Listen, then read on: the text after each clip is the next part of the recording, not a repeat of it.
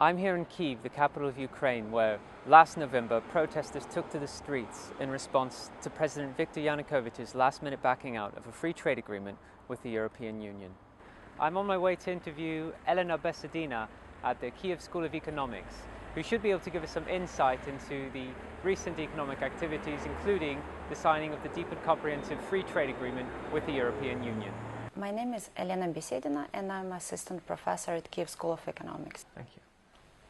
The negotiations about the DCFTA started in 2008, so it was a pretty long process, and actually Ukraine was supposed to sign this agreement in November 2013, and then the government at the last moment decided not to do it, and what happened next everyone probably knows. So this was the agreement that sort of sparked all of this? Yeah. What is it that made President Yanukovych not want to go forward with signing the trade agreement? Definitely he was under pressure from Moscow. Many in Russia and some people in Ukraine unfortunately still believe that the Soviet Union can be recreated, which is a complete nonsense. Do you feel as though Poroshenko can fulfill his promises to reunite Ukraine, or do you think that there might be a split or something that comes from all of this dissent? That's why he was elected, because he's viewed as a person who can actually help Ukraine to stay united. How important is solidarity from the EU and the US or other allies?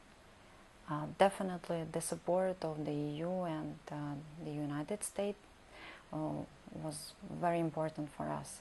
However, many people were still unhappy with the way it proceeded, and we had a lot of jokes about the deeply concerned phrases which were pronounced by leaders without actually intervening. What has been the economic condition here? What has been the situation as far as employment or as far as economic opportunity or immigration opportunities for the past 20 years?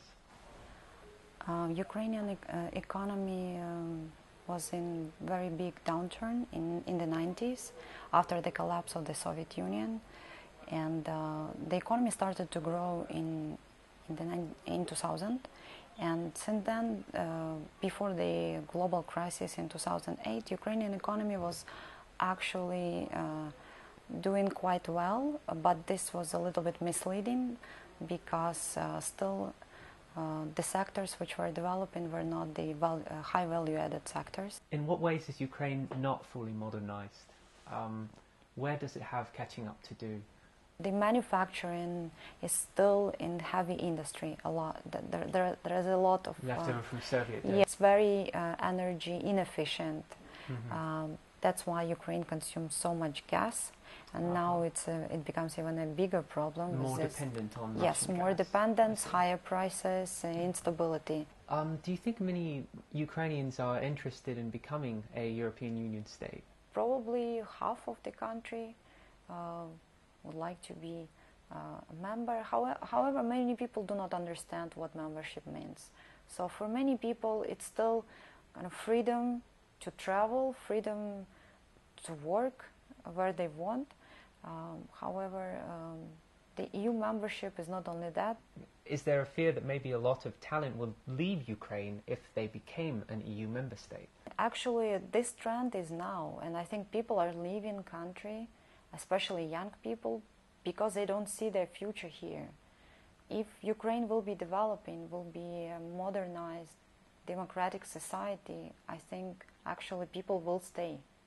And what is the number one most important way that the DCFTA can help Ukraine to take the next step forward? First of all, this will be like a crucial step that we are not going back to the Soviet Union, basically, that we will be developing as a European democratic state. Thank you so much, Dr. Elena Besedina. Thank you.